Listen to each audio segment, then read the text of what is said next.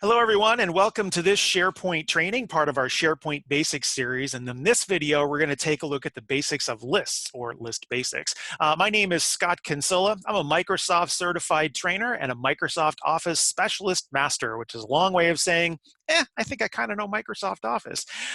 So I've actually been working with these products for quite a long time. I've been teaching over 23 years. And in regards to being a Microsoft certified trainer, I think it's been like 11 years or so. But basically, I've been working with Microsoft Office for quite a long time, actually since Office 4.3. So definitely been around the block. And nowadays, of course, keeping current with all things Office 365, SharePoint Teams, and everything else. I work for a company called Planet Technologies, based up in Germantown, Maryland. And I spend most of my time working on government and federal contracts, doing training just like I'm doing for you here today. Either you're attending live right now, or you're watching this at a later date on YouTube. So in either case, thank you for taking out the time to at least spend some time here learning SharePoint. So in this session, this is part of what I like to call my SharePoint Basics series. And it's part of 3 classes that I think really can establish and get you going in SharePoint. It starts off with the introduction class. There's also a library basics class and a list basics class. If you're watching this one before you watched the intro video, you'll be okay, but I would really highly suggest watching that introduction video before you go on to the list basics and library basics. So for this session, as far as list basics, we've got an agenda that we want to get to, obviously, as we always have in any training class. And so basically what I want to do is introduce the topic again, essentially reintroduce it from the introduction class and expand upon that a little bit more. We'll take a look at how to navigate around a list. It's pretty straightforward. There's a lot of common elements in the interface as far as how to get around and be functional. We'll take just a brief amount of time to discuss permissions. I think that's always an important topic to talk about and refresh ourselves on when it comes to SharePoint. And then we'll spend a good chunk of time just talking about managing items. And that's everything from creating new items, modifying, editing, just doing the whole gamut of stuff that you can do with the items in a list. So that's really the bulk of what we want to talk about today. As we go through all of this, you're going to hear me refer to Excel a lot as we go along, and it's going to be very obvious why that is the case. And then after we get through a lot of the basics, we do want to take some time and really discuss that. What is the deal here with SharePoint lists versus Microsoft Excel? Are there times I should use one and use the other? And there's some definite pros and cons about both sides of that. So we'll discuss that when we get to that section. And then lastly, we'll see how lists integrate back into Microsoft Office. Specifically, again, we're going to bring up Excel, and also we'll talk about how lists can integrate into Outlook. Lists can integrate into more than one of the products, but those are the big 2. So that's our kind of agenda for this session. As always, if you got questions, please just type them in the chat window, or you can wait until after the class is over and we'll do our questions there.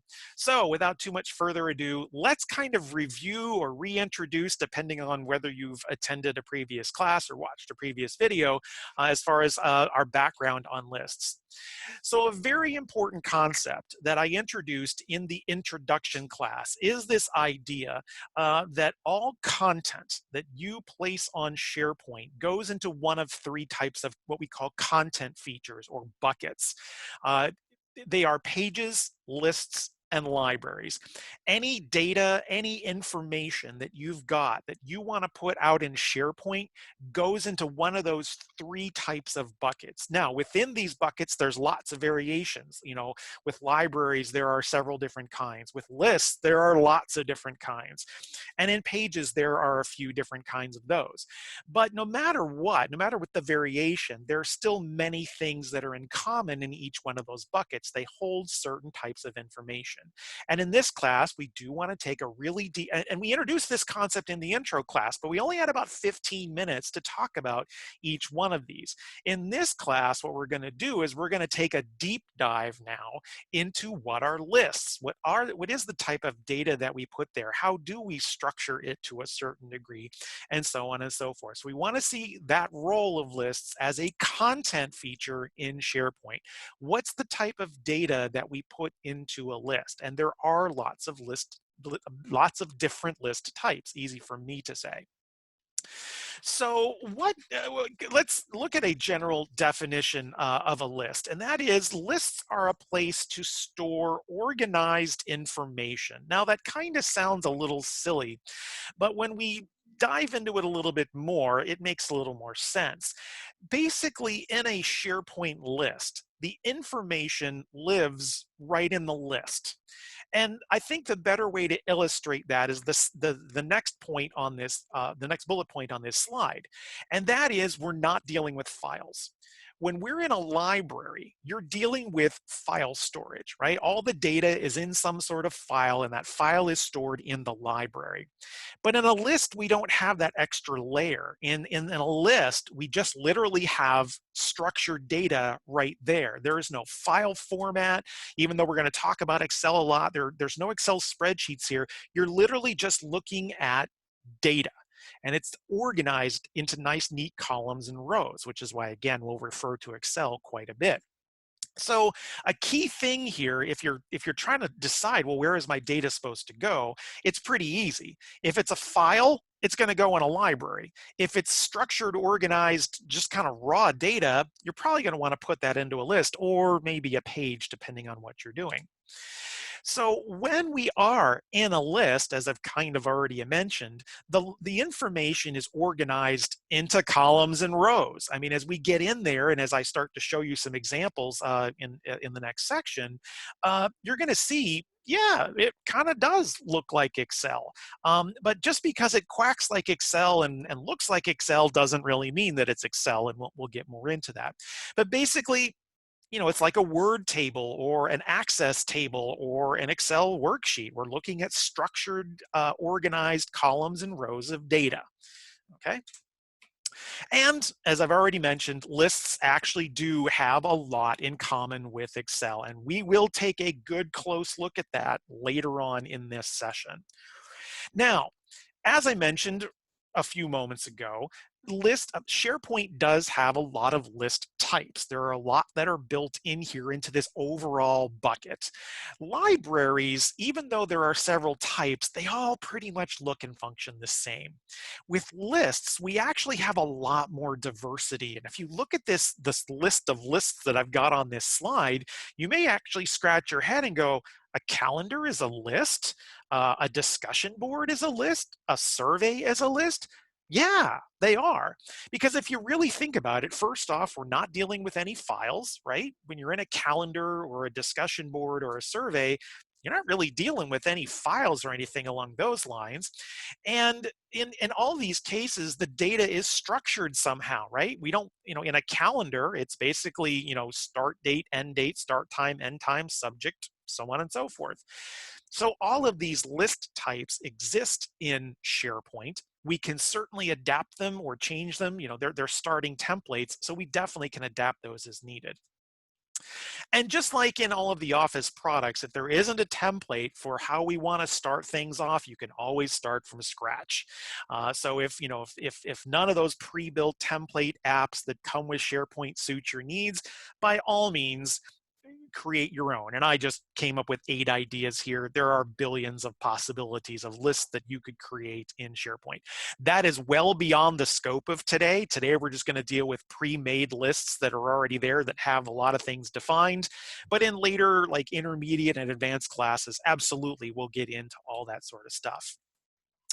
So the next thing to understand about lists is that you can have more than one list in your SharePoint site.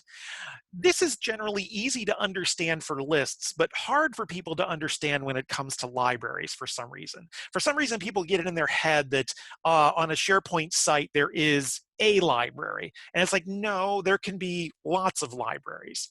In with lists, we almost easily accept that there are lots of different lists, right? There's probably a calendar, maybe you have a task list, maybe there's an announcements list.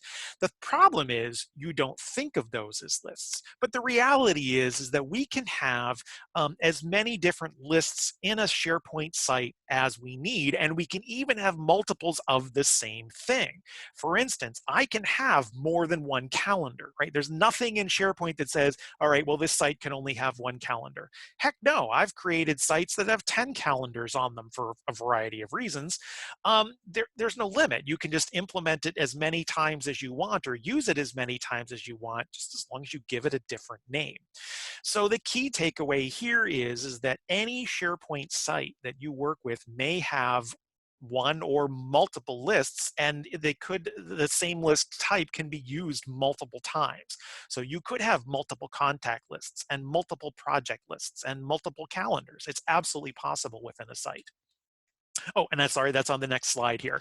The same list type can be added to a site multiple times. There's no restriction that says, you can only do this one way. All right, I see some people joined a little bit late, so I'm going to upload the handout again to the chat window.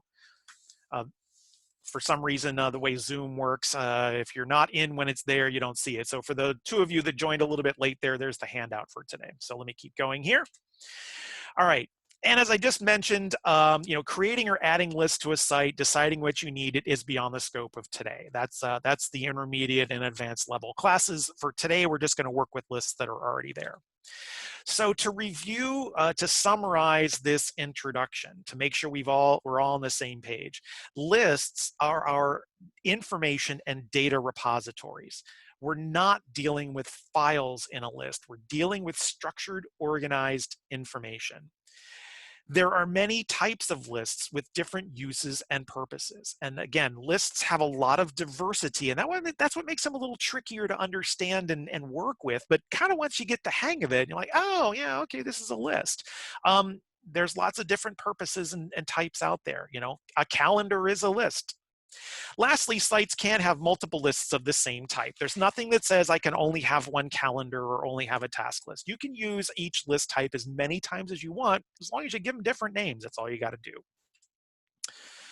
All right, so now that we have reacquainted ourselves with what lists are, or maybe introduced it, now let's talk about how do we get around these things? How do we navigate a list when we're in SharePoint?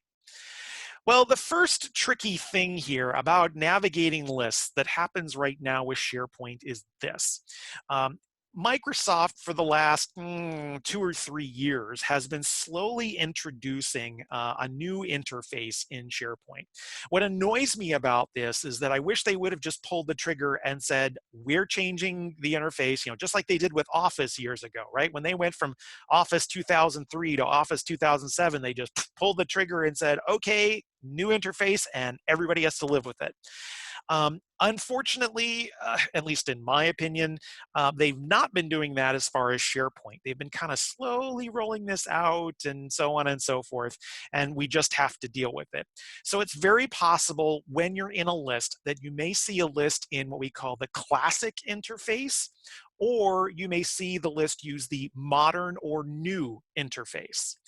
What's even more confusing or annoying at this point is that some lists still only have a classic type. They don't have a modern view yet.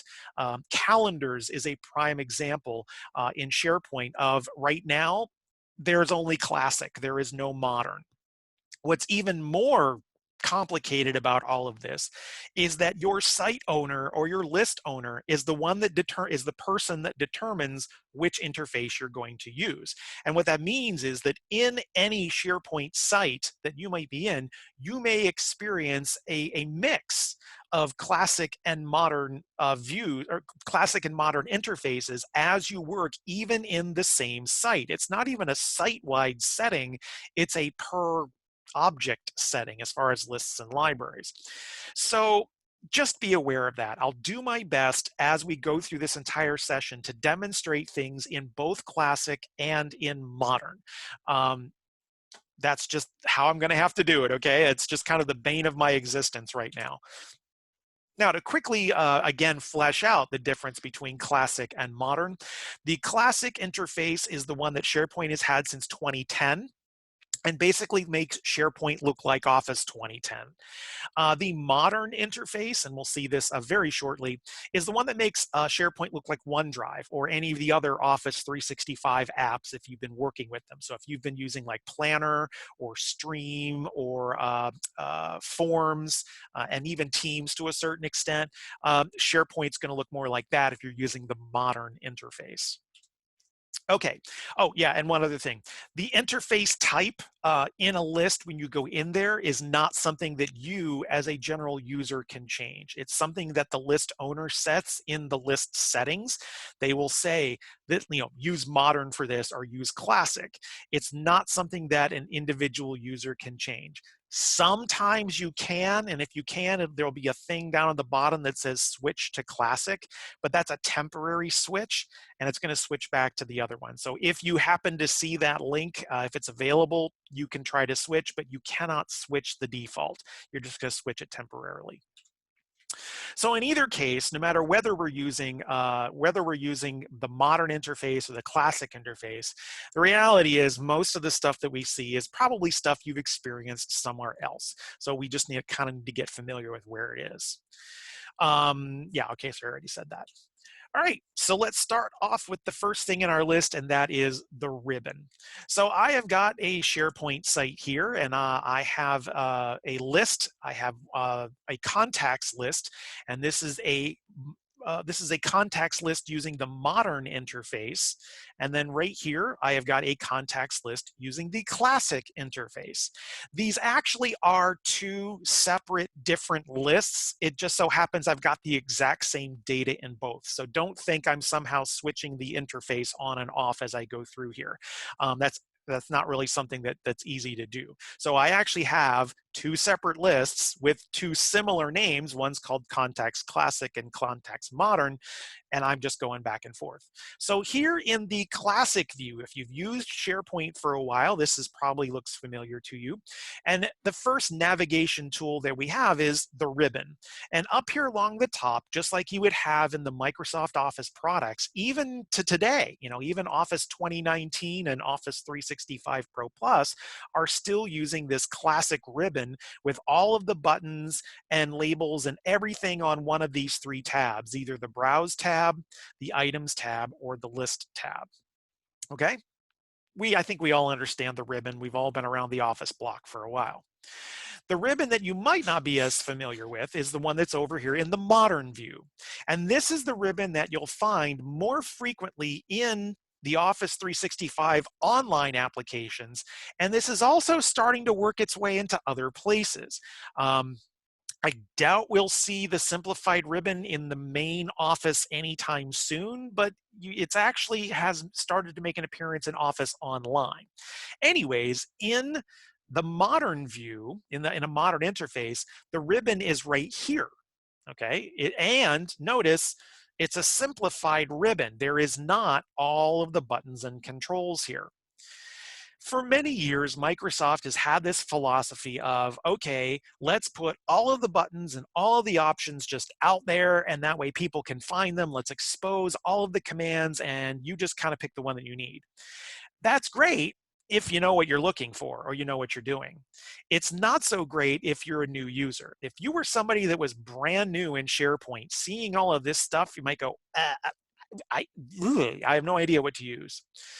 So the idea now with the simplified ribbon in many applications is look, we're just going to get rid of all the clutter.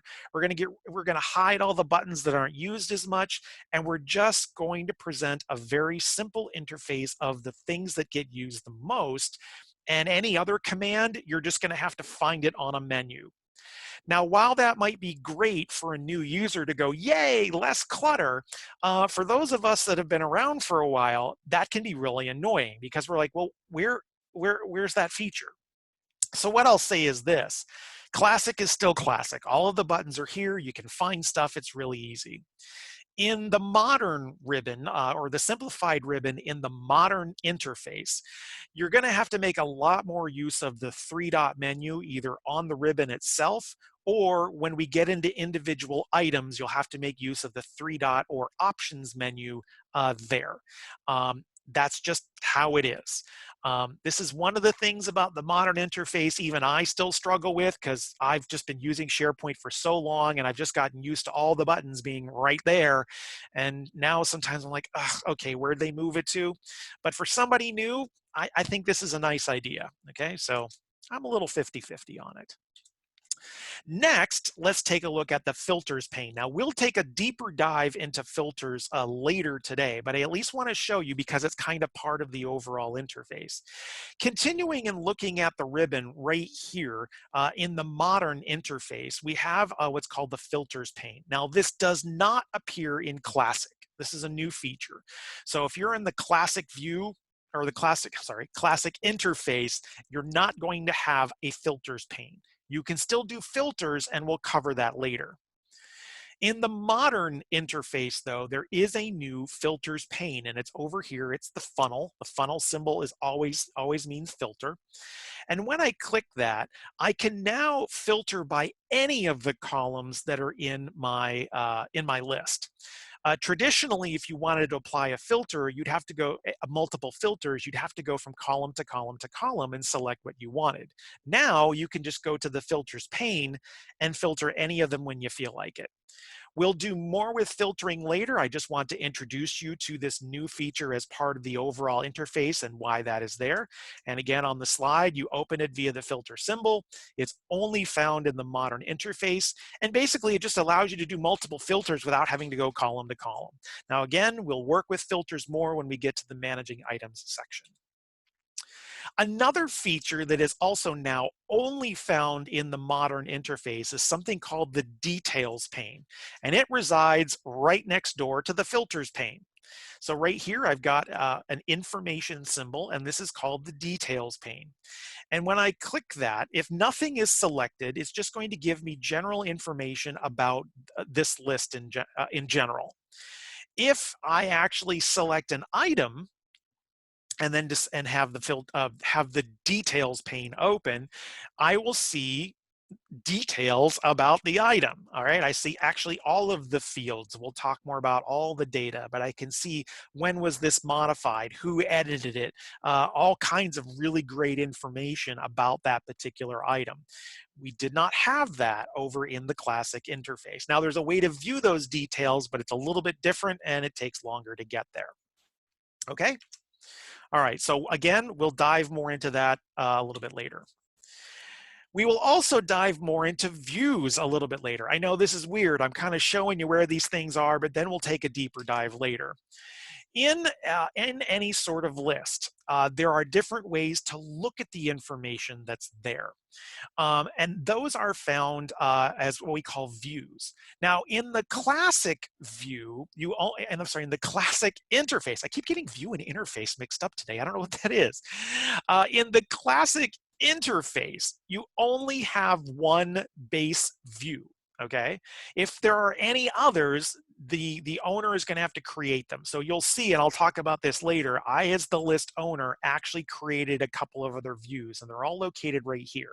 There's always a default kind of all items view, and then I actually created two other views called business and phones, and we'll talk more about that later. In modern, the views are now right here next to all this other stuff, and there's also a couple of new built-in views for lists, and that is we have list and compact list. And what I can do is if I switch this right now to compact list, what it'll do is it will kind of remove a lot of the white space and will make this list a little more, for lack of a better word, make it a little more compact, okay? So that is something that I can apply to here. It's a lot like in Windows when you're looking at a file folder and there's like all kinds of different ways to look at the files there. Like you've got list, details, a small icon, large icon. There's all kinds of different ways to look at stuff. You have the same thing here. So that is, again, another new thing that we find over here in the modern view. I'll go more into the other custom views later. The search box. What is there to say about search? Okay, look, there's a box, you type in what you're looking for and the results come up. In classic view, it's right here. It's really easy to spot and see. It's right here, find an item. In modern, this literally just changed recently. In fact, I made sure I updated my slide to make more of its, to be more consistent across all of Office 365. You may have started to notice if you're using things that search is now always up in the nav bar. It's always up top. Teams has it up there. SharePoint now has it up there. So more and more of the Office applications, even the Office desktop applications now have a search bar up in the top that you can turn on and off. So the search in the modern interface is now found up in the top of the nav bar. I'm not going to say more about that. We all know how to do searches. Okay, next are column headers in a list.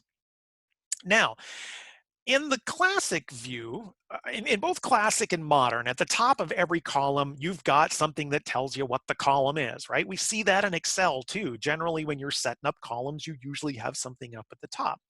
What's different though here is how you kind of know that there's other things there. In the classic view, a classic interface, yes, I've got my column headers, but if you look at them closely, until I hover over a column header, then you'll actually see that there's a drop down there. From here is where I can do sorting and filtering. Okay.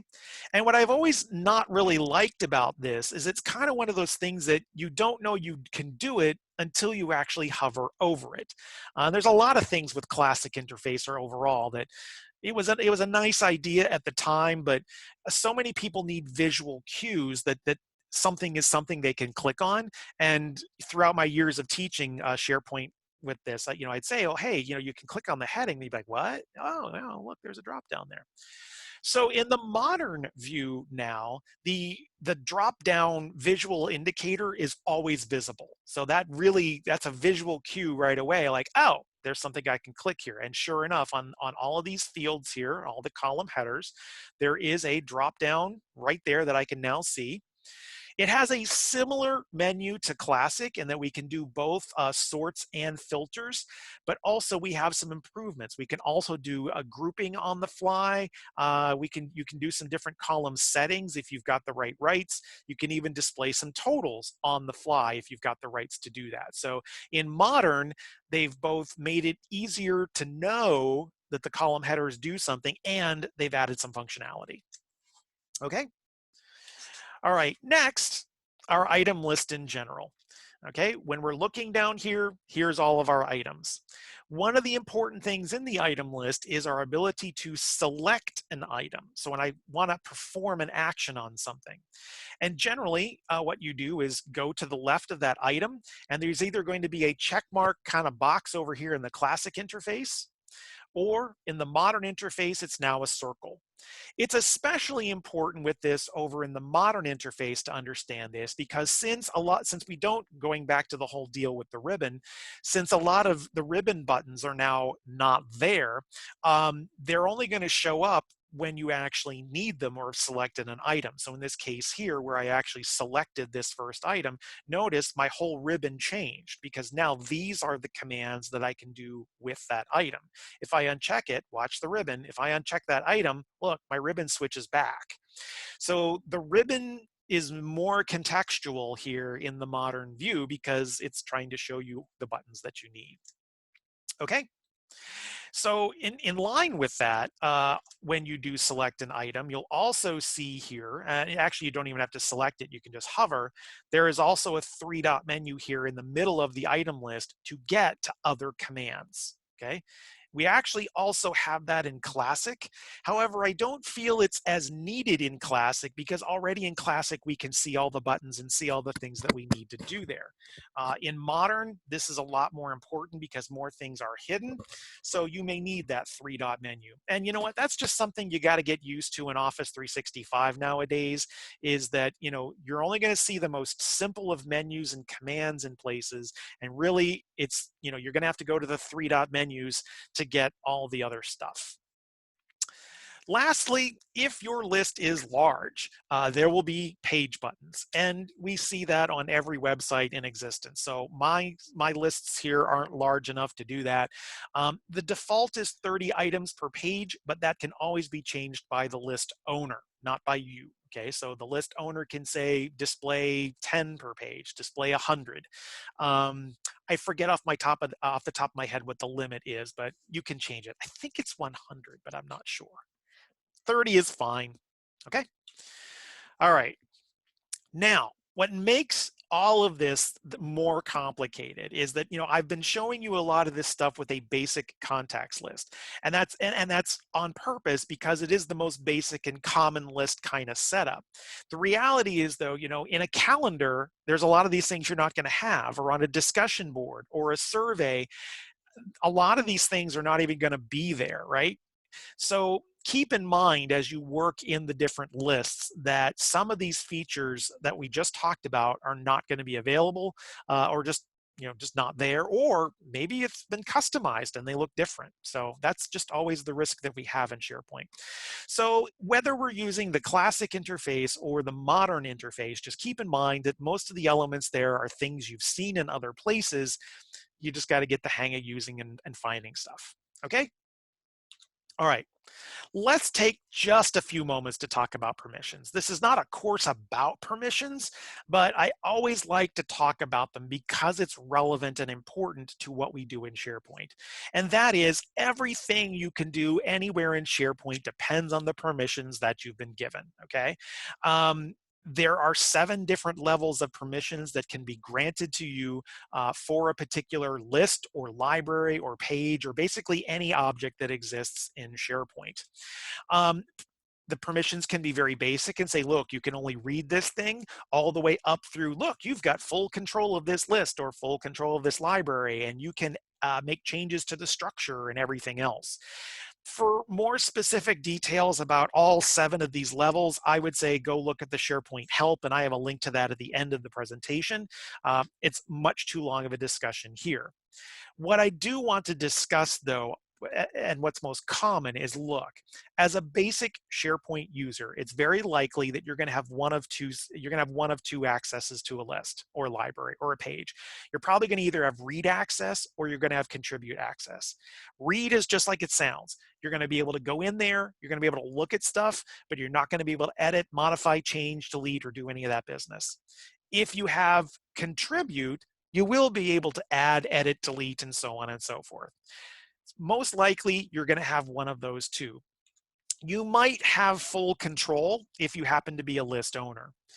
The other thing to keep in mind about permissions, and I kind of just mentioned this, what you have in each list and each library may be different in a site. Okay, again, this is not some sort of blanket thing that happens across SharePoint.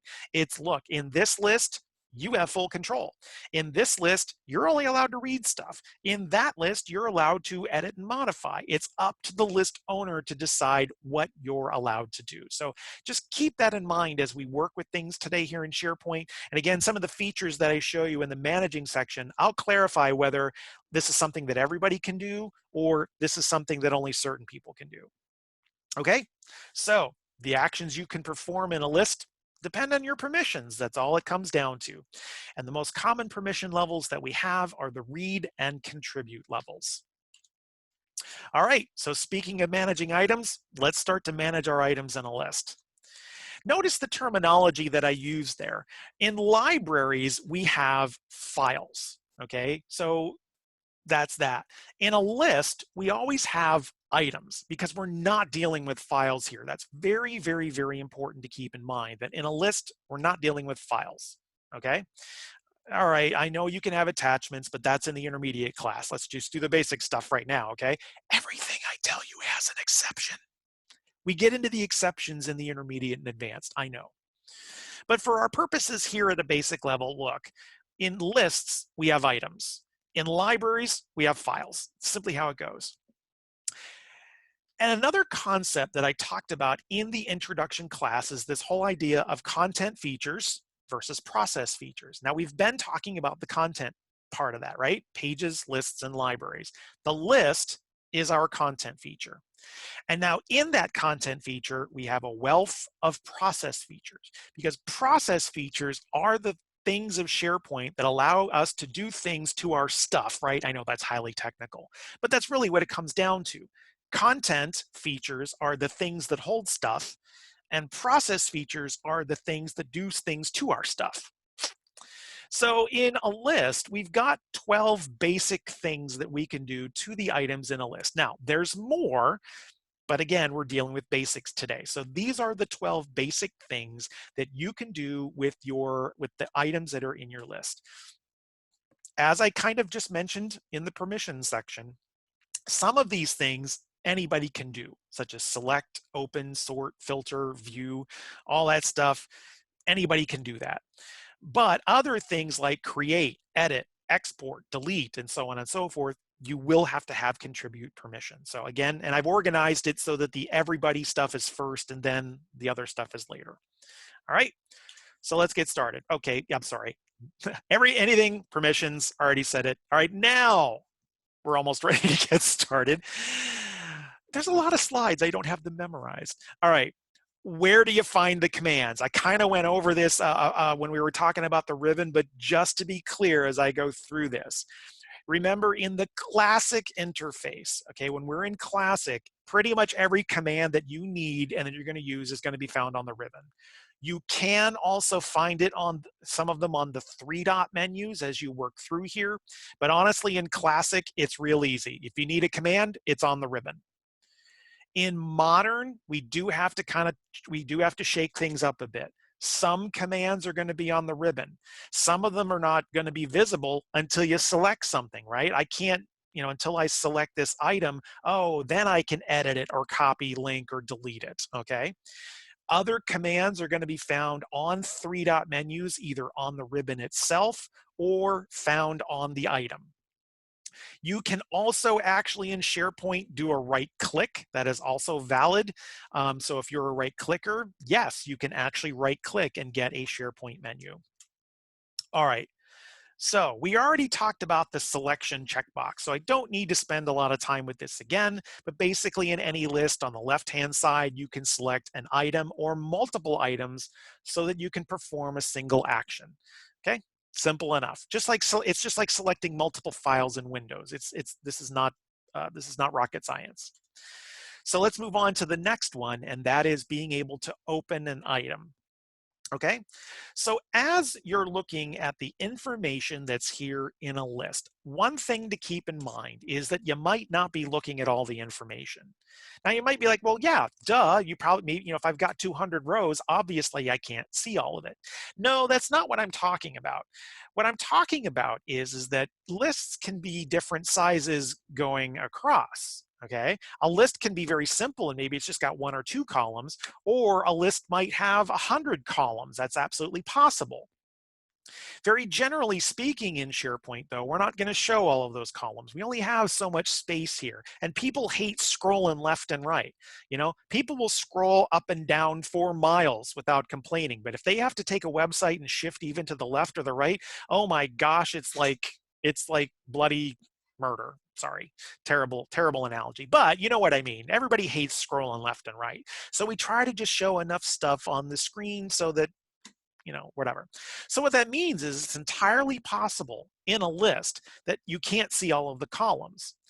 There are a couple of ways to deal with that, and one of them is to just open the item to view all the information that's there. So I'm just going to take this one here that says Alan Bradley, and right now I can see 6 columns of information. I see last name, first name, company, business phone, home phone, and email address. So those are right now what looks like the only 6 columns. The reality is that's not the case. There's actually 17 columns here. So how do I see the rest of it? Well, you can always click on the field value that's in the first column to see the rest of the information. So I'm going to click on Alan Bradley here.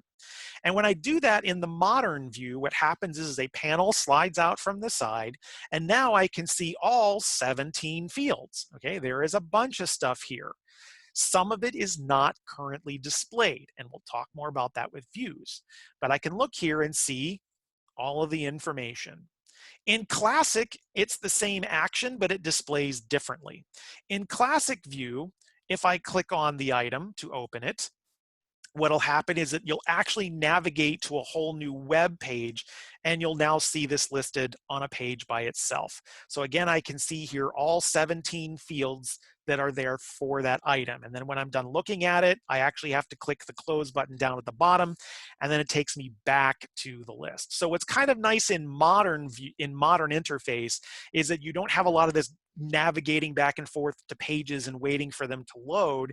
It's a lot quicker over here to just, click on something, and then it shows up on the side, and then I just close it, and we didn't have to navigate anywhere. So that's kind of cool. And you're going to see there's another nice advantage to the modern interface here in a few moments. So that's just a simple open, simply looking at all the rest of the information. Now again, if you have a small list with only 3 columns, you might never need to do the open. But if you have a list that has a lot of columns, you're very likely going to have to do this. Next, sorting. Sorting is a cinch, right? And we already showed you where it was, or I already showed you. In either, whether it's Classic or Modern, all you got to do is just click on the heading drop down and then select which way you want to sort, A to Z. Simple as that. Same thing over here in Classic. I can click the drop down, and I can do, in Classic, they call it ascending and descending. In Modern, they say A to Z and Z to A, so either of those works, okay? That's pretty straightforward, so I'm not going to spend a whole lot of time there. All right, let's talk filters. Filters are a little bit different in Classic versus Modern. Now, we already showed you the filter pane, but let's talk now about filtering on an individual column. Let's do Classic first. Again, we're going to click on the drop down for the column header. Now, the main thing about filters is that they're generally only going to work well on a column that has a lot of repeated values. Filtering on this last name column isn't going to do a whole lot of good because there's a lot of unique last names here. But this company column, where I know I've only got 3 different values, is a good one to filter on. So what I'm going to do here is I'm going to click on the drop down, and what's really cool in Classic is I get this live menu right here, and I can say, okay, only show me the ones from American Composers LLC, and ta-da, there are the four that match. Okay, I could click that drop down again and say, maybe pick a different one. Show me the Crystal Gems. I'm a fan of Steven Universe, if you've seen that cartoon. And so now I've got 4 of the Crystal Gems listed here. Okay, so it's very easy, quick and easy to filter here in Classic View. Now it's similar in Modern, but a little different. We find it in the same place, but how you use it is different. So over in the Modern view, now when you click on any column heading dropdown, instead of showing you the list right here, there's just an option that says filter by. And what happens now is that you're going to get a panel over on the right that shows you the options. This is one of the times that the modern interface, in my opinion, loses points, because in the Classic, it's right there and it's easy. Here in Modern, I gotta wait for this panel to come up. And I don't know, I get what they're doing here, and that basically now an individual column filter as well as the filter pane are now both kind of in the same place. But I admit I kind of like it better in Classic. But anyways, it is the same idea. On company here, I can say filter by, say, okay, only show me the ones from NCOM, apply that filter, and there we go. There are the 4 that are filtered, okay? Now, since we're talking about filters, there's also here, only found in the Modern interface, the filter pane. What this allows me to do is select multiple filters across different columns all in one shot.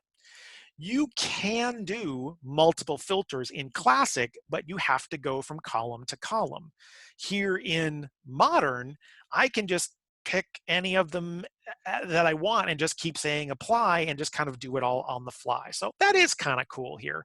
But I find the other part of it clunky. All right, let me, even just removing the filter annoys me, because you still have to go filter by, you have to go clear all, and then apply it, and now it takes the filter away. So I know there's a trade-off. Some things get better and some things get worse. That's just how it goes. So that's my opinion. You may disagree with me, and that's okay. All right, changing the view. We talked about this a little already, but let's go into a bit more detail. In classic view, in the classic interface, there's only one default view. We can build others if necessary. In modern, there is both the list and compact list view, okay? But also here, we can build custom views. Building these views and getting into more details about all of that is topic for another class. There always is. But I've already pre-made a few here for you.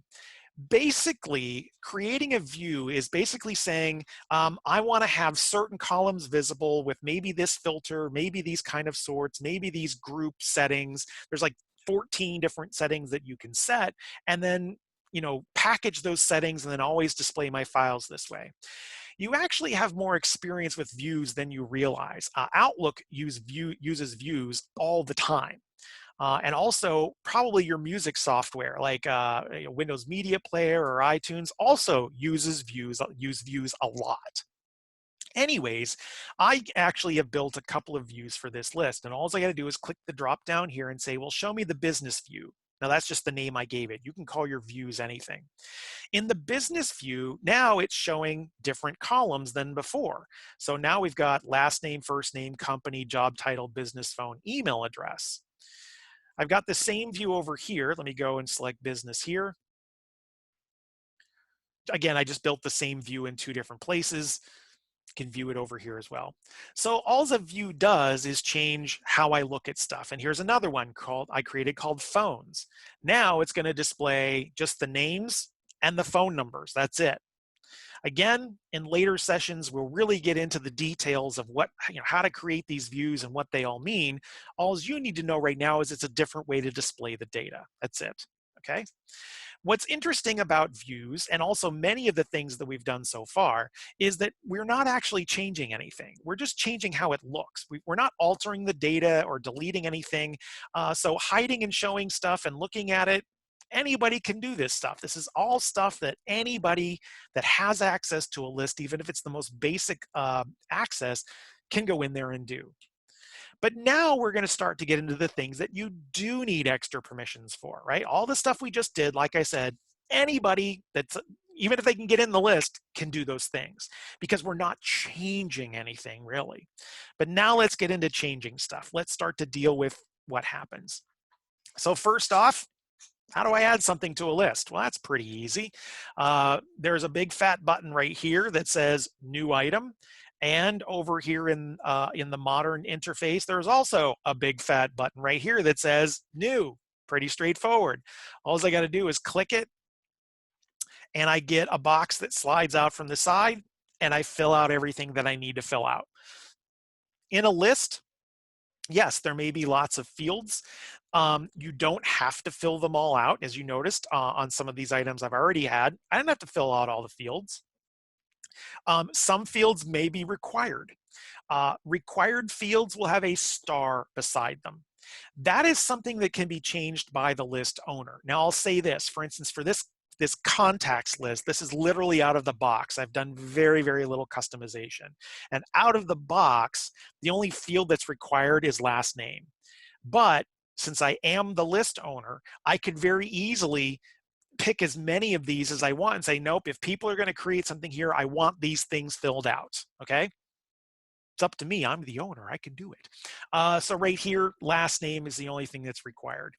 As you can see, it's basically just go down this side panel, fill things out. When you're done, click save. Ta-da, you've created a new item. In Classic, again, fairly similar.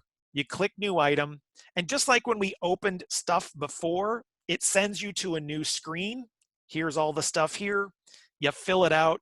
You click save either up at the top or down at the bottom, and then you're done. Simple as that. Okay, not a huge deal to create new items. Okay, all right, so let's move on to the next one. Editing. Now this is where modern gets kind of interesting, but let's just go through first classic. So any item, as we look at it, maybe you don't want to create something, but rather you just want to modify the information that's there.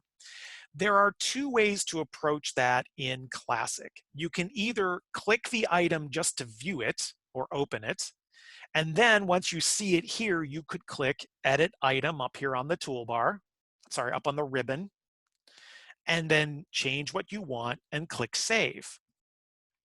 There's a slight shortcut to that, and that is instead of clicking the name of it, I can select it, go up to the Items tab, and then say View or Edit the item, okay? I know I've said open item, but that's so that I don't confuse. I don't like the term view item because we also have views of our data, so it gets a little confusing with the word view everywhere. But anyways, I'm going to click edit item here, which takes me directly to the edit item screen. Okay. All right. Now, modern is kind of interesting. I'll approach this backwards. In modern view, you can select the item and click edit, okay? Which is just like we just kind of did over in classic. But there's something also really interesting here in modern view. And that is if I do click an item just to view it, you can actually also edit it. Okay, the open or the view and the edit mode are the same. If you notice here, while I've got this open and I'm just kind of looking at it, if you look carefully, you'll see things here that say enter value here. So I can actually go onto any of these fields and actually edit this without actually having to go to a separate edit screen. That's actually kind of cool. So I can jump from field to field and do editing even when I'm just kind of in the open or view mode. So that is definitely something that the modern interface has over the classic. I love this. This is great. Now you don't have to do that extra navigation step. You can just open something and look at it and edit it in the same spot. So that's really cool. Okay. All right, so we can edit things, again, depending on whether you're in classic or modern. Again, a really huge advantage in modern is that you can just click on something and view it and edit it at the same time. Now, if you don't have the permissions to edit, it won't work, all right? That still applies here. Now, in both classic and modern views, we have something called the quick edit view. As you might have noticed already, again, this list looks a lot like Excel. And one of the nifty things about Excel is, of course, amongst many things, is that you can jump from cell to cell to cell really easy and edit things, right? The problem here over in SharePoint is while it looks like you could jump from box to box in the screen, you can't. Okay, at least the way it's displayed here. But there is a way to kind of replicate that idea. And the way we can replicate that is with something called the quick edit view. Okay, you'll find it in the modern view, it's right here. In the modern interface, it's right here. And in Classic, it's hiding under the List tab. So I'd have to go to the List tab, and you'll see there's also a quick edit here.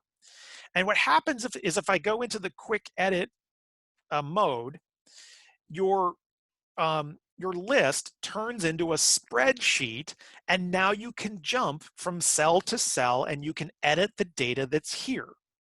Okay, so I can just go from cell to cell to cell, just jump around. I can just use my arrow keys or enter or tab, and I can get from cell to cell and quickly edit things like I would do over in Excel.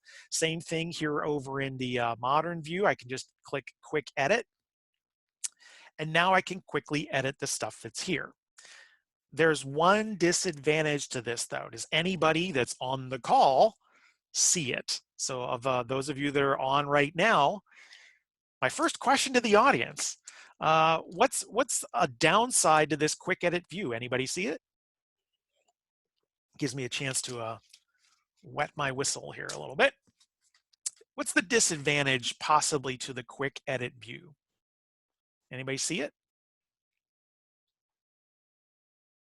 Tick, tick, tick. Well, let me give you a hint. How many columns do you see right now in the quick edit view?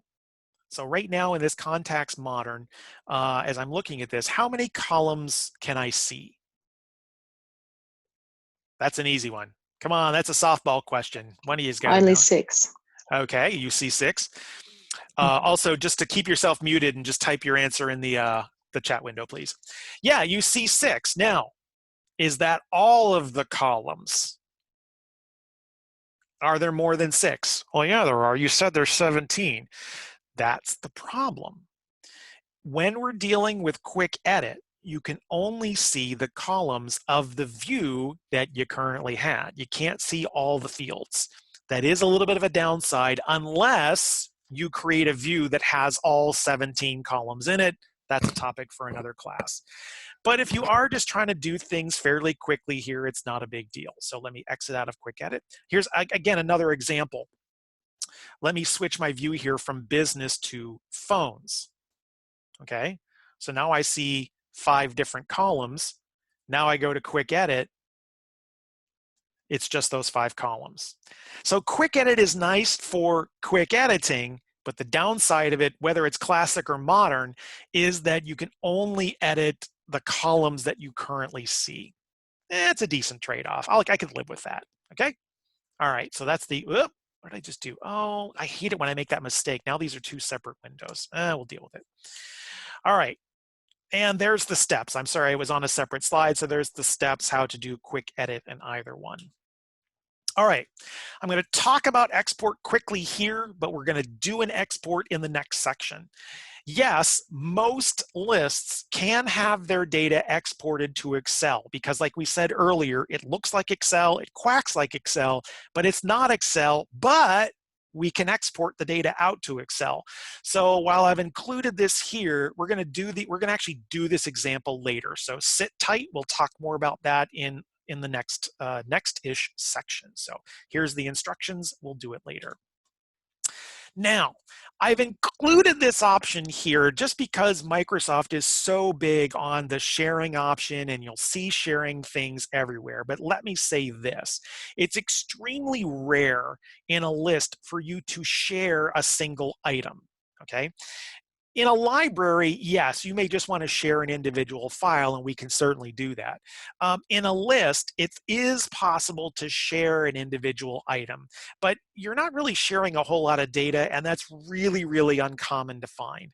More what you'd actually be doing is giving somebody access to the entire list, and that's really the better way to do it. So what you really need to do is ask the list owner to give access to somebody else. So that's really what I want to say about this here.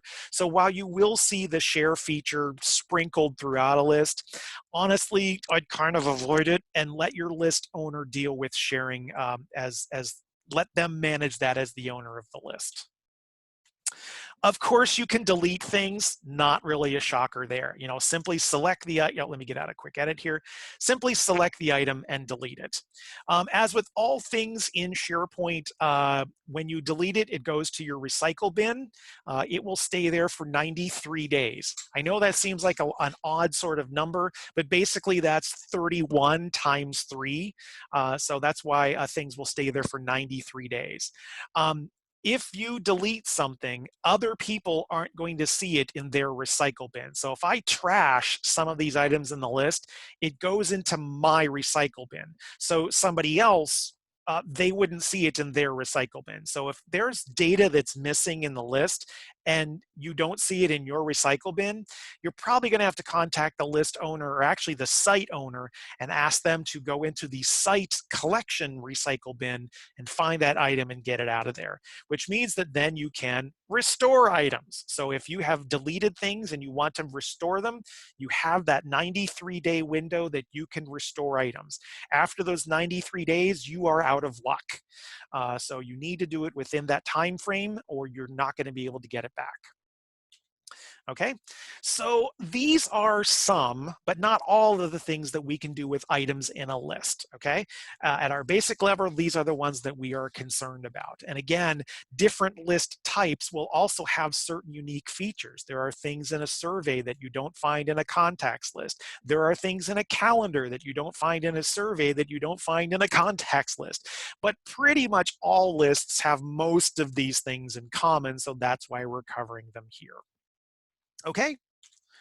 All right, so SharePoint lists have many basic and familiar commands to help you manage and work with the items. So hopefully I've given you a good start on that. All right, let's talk more about this whole business with lists and Excel because it's an important topic. All right, as we've seen, lists do have a lot in common with Excel. And in some cases, they might be better, not all. All right, I'm going to give you a little advice here to talk about when you should use which, and we'll go from there. Storing data inside of a list, using a SharePoint list, instead of having it in an Excel workbook, does have some major advantages. And one of them is it makes it easier for multiple users to access, edit, and work with the information and data at the same time. Now, this isn't as much of a problem as it used to be. Thanks now to the modern versions of Office 365 Pro Plus, it's much easier to share and collaborate with users in real time. But it still can be a little tricky inside of Excel. In SharePoint, by its nature, it's designed for people to share and collaborate in real time. So you don't have to worry about, is somebody already in this Excel file? You can just go into the SharePoint list and work with the stuff that's there rather than worrying about running into somebody when you're in Excel file. So what are some of the advantages that a SharePoint list is going to have? Well, first off, a list is a central shared location for the data. And here's what I mean by that. I like to give a use case for this. So a couple of jobs ago, I worked for, again, an IT department at a university. And one of the things that we did a lot there, or one of the things that we had was a phone list for the whole department. And I'm sorry, it wasn't an IT department. I'm sorry, we were an IT group within a larger structure. Anyways, in this office that I worked in, what we had was this Excel spreadsheet that the administrative assistant, she would send it out to everybody and say, okay, everyone please update your contact information and either, send it back to me or write it in the Excel file and I'll compile it all and then send it all back out. Well, the main problem with that is all the multiple copies that were flying around. Heck, they weren't even storing it on an S drive or an H drive. They just were manually sending this out. So that just meant that we had a lot of copies of this thing floating around. And that's a problem, right? We don't like having lots of multiple copies of things floating around out there.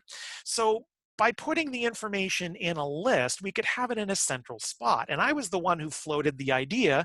I was like, you're sending this spreadsheet out every few months and you're asking people to make changes to it. And then you're spending all this time updating it. And then you're spending all this time sending it out. And then people lose it or they ask you for it again. Why not just put this in SharePoint?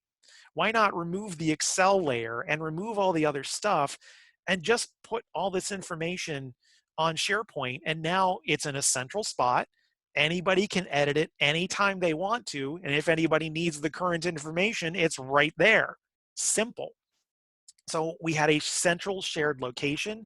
We eliminated those multiple copies that could be floating around and might be outdated. Who knows? People get emails and they delete them and blah, blah, blah.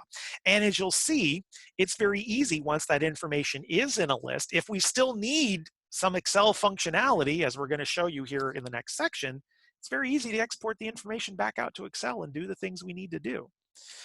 Some other things that lists do better than Excel is that it's easy to create those multiple views, right? We just showed you that in the managing items section, a little bit about how easy it is to display the information differently. Excel does do views, kind of, sort of, but they're really tricky and they're not very intuitive. Lists also have the built-in filters. Yes, Excel has them as well, but you do have to turn it on you have to activate the feature. Whereas in SharePoint, it's always there. Another thing in SharePoint is that your view and filter selections don't affect other users. Even if you are collaborating in Excel, views and filters can affect other people, possibly. Not all the time, but it could affect what they're looking at. Lists have versioning to track the history of changes. Excel has very, very limited capabilities in that spot, in that place. And also in a list, we can set up alerts for people to let me know, hey, somebody updated something in this list or they added new information, whereas we really can't do that in Excel. Now, don't get me wrong. There are some things that Excel does a lot better. And basically what it comes down to is the mathematics, okay? Lists don't do math. So if you do have an Excel spreadsheet that is dependent on a lot of formulas and functions or analysis or charts or pivot tables or any of that sort of stuff, then yes, you probably should keep your data over in Excel.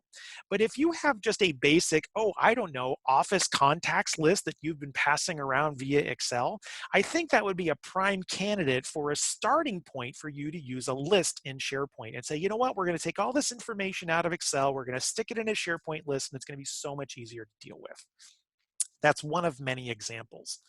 Okay, so to really sum this up quickly, which to use when, if you're just dealing with pure text data with no formulas, if that's what you've got in your Excel spreadsheet, you might want to consider using a SharePoint list instead. If, however, you do have formulas and calculations and formatting and all that other sort of nifty functional stuff in Excel, you're probably going to need Excel for that. Okay. I could spend 90 minutes on this, but there's in the nutshell. So SharePoint lists can be used as an alternative to Excel for just basic data storage. They facilitate that sharing and openness, right? You know, to me, if something's buried in an Excel file, that's an extra layer that I have to go through to get to the information. Whereas you can just send me to a list and the information's right there. And again, there's a lot of things I can do with it.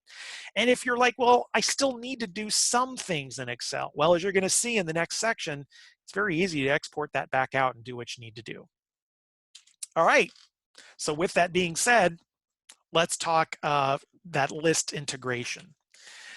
One of the cool things about lists, amongst many of them, is the fact that since really a list is nothing but a data table, I mean, let's be realistic here. When you have columns and rows and fields and items and all that, fields and items, let me go the right direction there. When you got all that data, you can do lots of stuff with it because it's structured data. And you know, Microsoft is so big on all of this integration between its products. And certainly, yes, a SharePoint list can export or integrate its data with many other applications in the Office space. I don't have time in this class to talk about all of them. I actually do have a separate class where we go into more of them. But for our basic level, let's talk about the most common two. And that is our ability to export data to Excel or our ability to connect our data to Outlook, all right? There are other possibilities, but we just don't have time to talk about that. So we can export to Excel to do some basic analysis, formatting, printing, and in Outlook, we can connect our list so that we can see the list information in Outlook without having to go out to the list.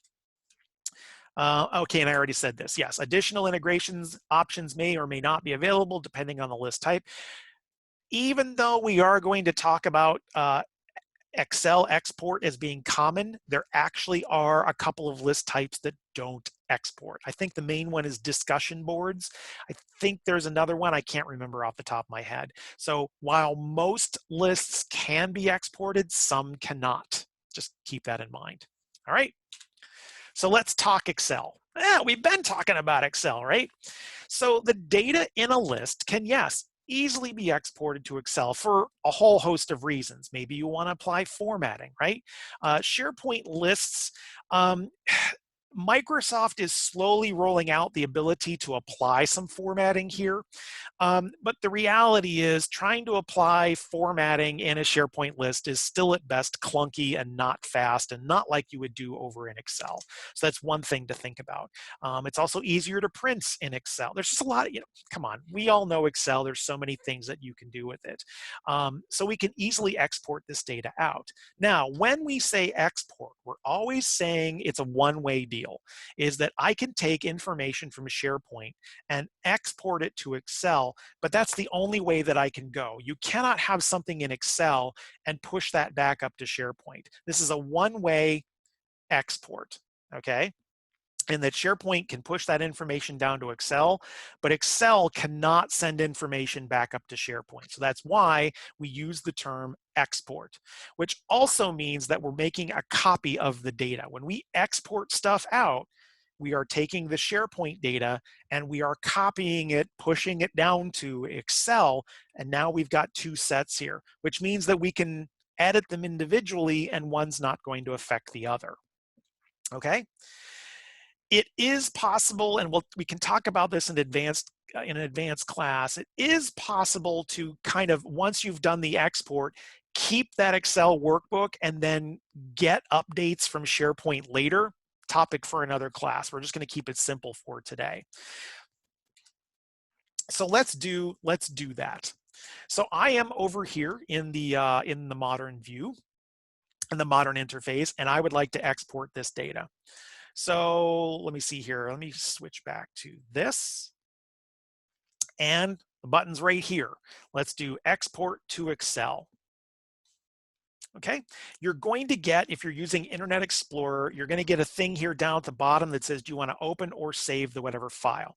If you're using Firefox or Chrome or any other browser, you'll get a different box.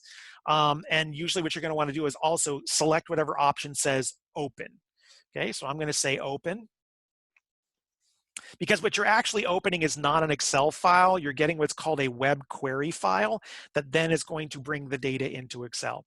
You're going to get some security warnings here. I'm just going to say allow. All right, Excel is going to open up. Whoop, it's in the wrong window. Let me drag this over to the right window. Let me drag it over to the, oh, sorry here. All right, so there's another prompt you're going to get that says enable or disable. Sorry, it wasn't allowing me to drag the window over. All right, now let me drag the window over. Sorry, I didn't show that to you. There was a box that came up that basically it's another security warning that says enable or disable. Just say enable. Here we go. Now we've got the data exported over from SharePoint over to Excel. Now let's notice a couple of things about this export. First off, you're going to get a couple of extra columns over here at the end with just a bunch of junk. This item type and path are junk. I don't know why Microsoft still exports these out. They are of zero value. So you can always just highlight them and delete them. That's not going to hurt anything. Now here's the next thing I want you to look at and notice. So I did get the export. The information is here. But what didn't come over? Okay, look at what we got. And this also goes, this is a column thing. Look at what we got here and look at, or at least remember what we had about our list over here. What is missing from this export? Anybody that's on the call, you can type your answer in the chat window, please. What's missing here? Or what did we get? Or what did we not get? Anyone? I'll give you a hint. How many columns came over? And how many columns exist? We only got the 6 columns that we saw over here, right? Haven't we been saying that this list has 17 columns? And I did this export, but notice I only got 6 columns. When you do an export from SharePoint to Excel, you're only ever going to get the columns that you see in the current view. Let me do this again just to show you. Let me not save that. Let me change my view. I'm going to choose the phones view this time. This is now just 5 columns. Let me do the export. Open. Let me do allow. Here's that prompt that we didn't see before, so I'll just say enable. And there we go. Look here, we just get the 5 columns. You're not going to get all 17. Oh, yep, thank you. I see somebody just typed. I must have missed it in the chat window. I'm sorry, I didn't see that answer come through. Yeah, that is one of the things to consider. Now, if you do need to export all 17 columns, you can. You just have to create a view, and that's a different class. So it's not that it's not possible. You just have to have a view for that. And if you are going to do this export frequently, that's a great idea. You may want to create a view called export view that has all of the columns, and then you just do the export. Okay?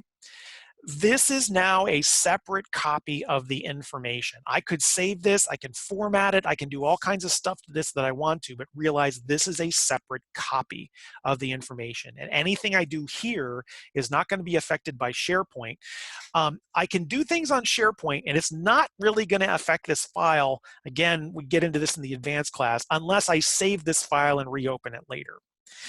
Honestly, I often don't feel the need to save this because the export is literally 3 clicks, and it's so quick and easy to do. Because trying to set up all kinds of other formatting and stuff can be a little bit tricky. Up to your individual situation. All right, I don't need to save this. Okay, so when exporting data to Excel, SharePoint will only export the visible columns. So it may be necessary to change the list view before you do your export.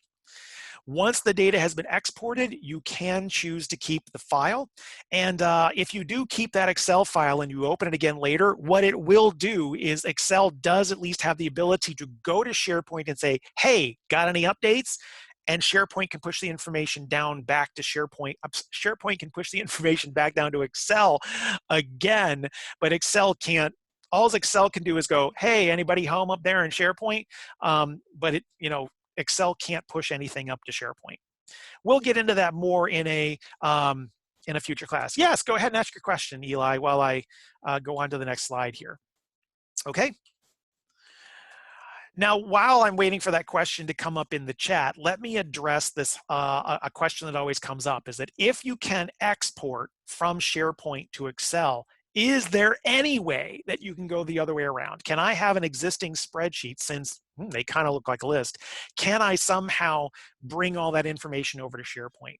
There is one case where you can do that, and the only case is in the creation of a new list.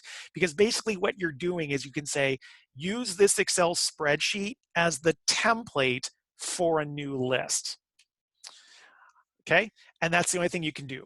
Question, if there is more than one person editing the Excel file, is there a way to sync so the updates are current? You mean between Excel and SharePoint? I'm not sure I understand the question there. No, because there's no connection.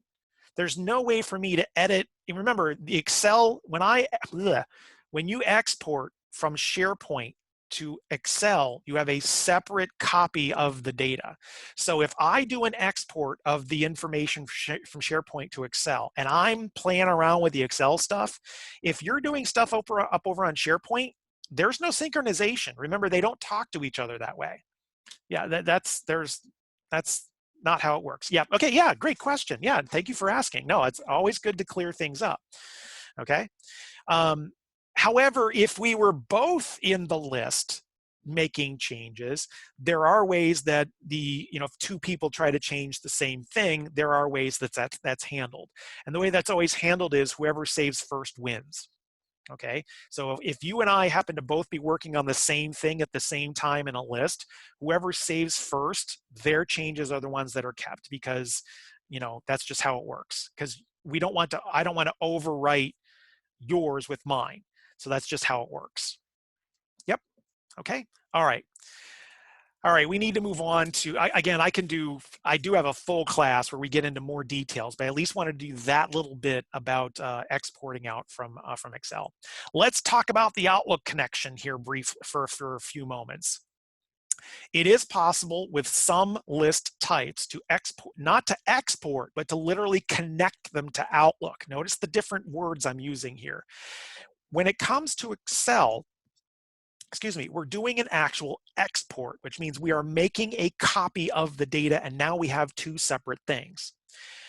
The interesting thing about Outlook is Outlook and SharePoint can actually talk to each other, okay? Excel and SharePoint can't. They sort of do, but they can't maintain a live connection. All they can do is kind of talk to each other quickly, and then they're done. Whereas Outlook and SharePoint actually have the ability to always talk to each other, and that's because of the server client deal, and I don't want to get into all the technical details. So what that means for us as end users is this, is that we have the ability to have some SharePoint information show up in Outlook all the time, so that you actually don't have to go to SharePoint to view the information. And what's not a surprise is that the list types that you can do this with are the ones that have exact equivalents over in Outlook. And that happens to be contacts, tasks, calendars, and discussion boards. So even this contacts list that I've been dealing with here in SharePoint can actually be connected to Outlook and have this show up as a separate contacts list in Outlook. Now that's not as common, so let's do the one that is common, and that is calendar. So let's do it from a calendar, because really honestly, this is the one that's actually used a lot. So let me go to a calendar here. Now, one thing you might immediately notice is that the calendar is in classic interface, and calendar is one of the list types that right now only exists in classic. There is no modern version of calendar yet. So here we are over in calendar, and I want to take this calendar and have its information also show up over in Outlook.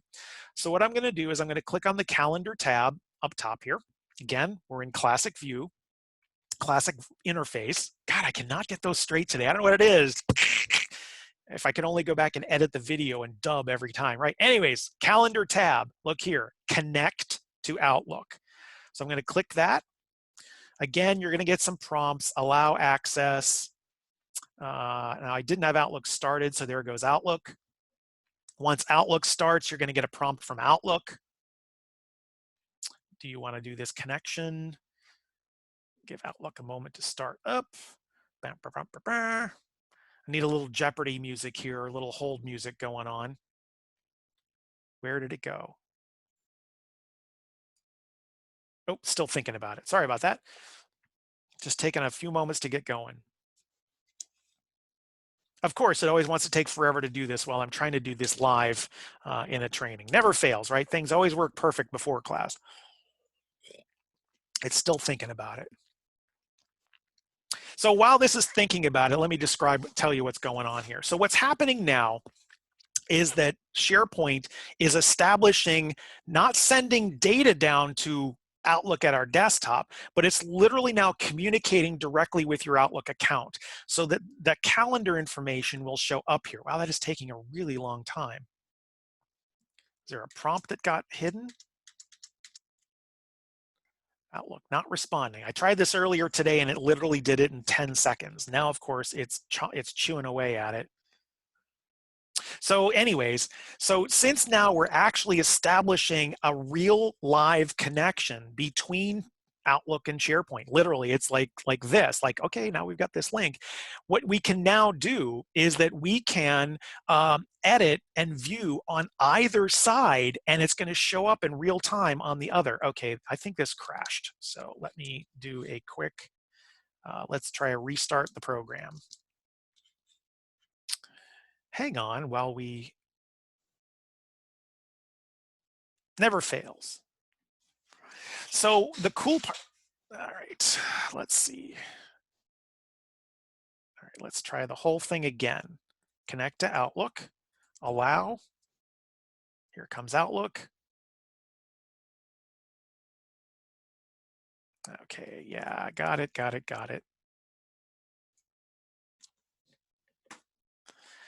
There we go. Now this is where I wanted to be. Okay, so we do the connect to Outlook. Do you want to do the connection? Yes. I click yes here. And now over in my calendars, now that SharePoint calendar shows up over here in Outlook. And if you look over in your navigation pane over on the left-hand side, now you'll see there's a listing for that calendar down here at the bottom. So now that the connection is established, I can keep that connection forever. And if I don't want to see the calendar right now, all I got to do is just uncheck it. It's just like when you have multiple calendars in Outlook. So now I can at any point, turn that calendar on and off, and I can edit, view, work, change, whatever on either side, because this is an actual connection. Outlook and SharePoint can actually talk to each other.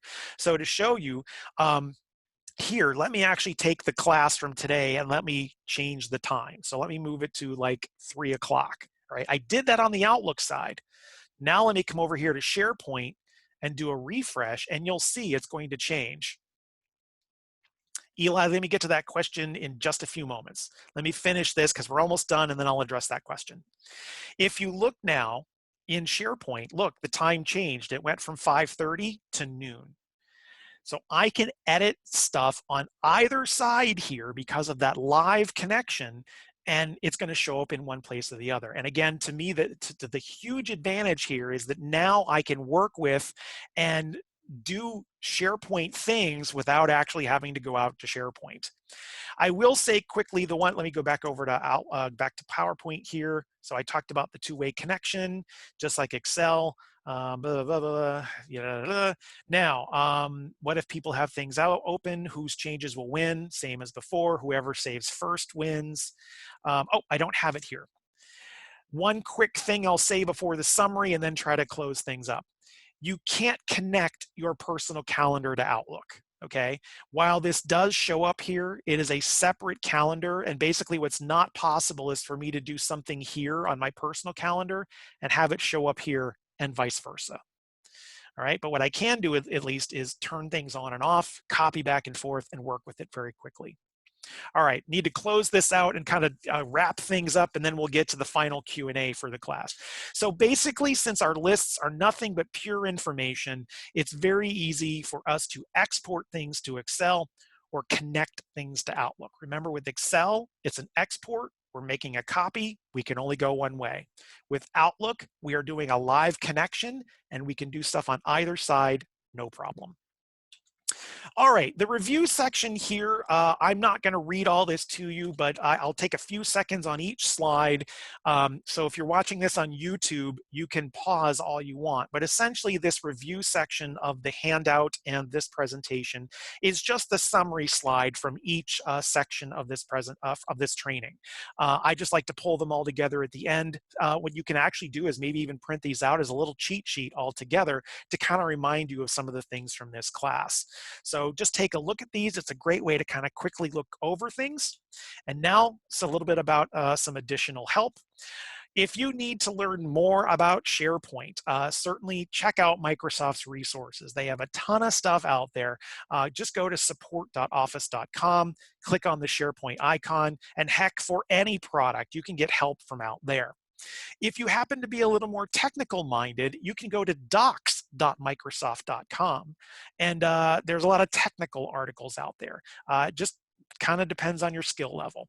I would really suggest, if you're basic users, stick with the support.office. If you really want to learn more about the ins and outs and technical side of SharePoint, you might want to go to the docs part. As far as a bit more personal, well, if you're watching this on YouTube, you already found my channel, so of course there are other videos out there. If you're one of the folks that's on the call today, hopefully you know about my YouTube channel, and that's where we post all of these trainings, so you can share them, view them later, whatnot. Just look for my name out on SharePoint. I'm not on SharePoint, out on YouTube.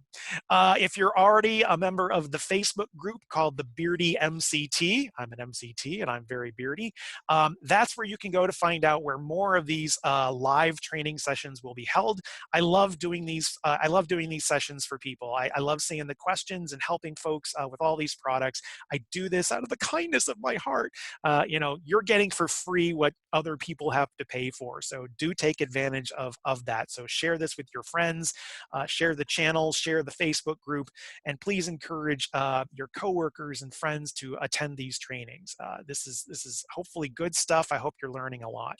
So for those of you watching on YouTube, I'm going to end end it here. For those of you on the call, hold on for a moment. I'm going to answer all your questions. So again, for those of you watching this online, thank you for spending your 90 minutes with me. I hope you learned a lot more about SharePoint, and I hope to see you at a future training session.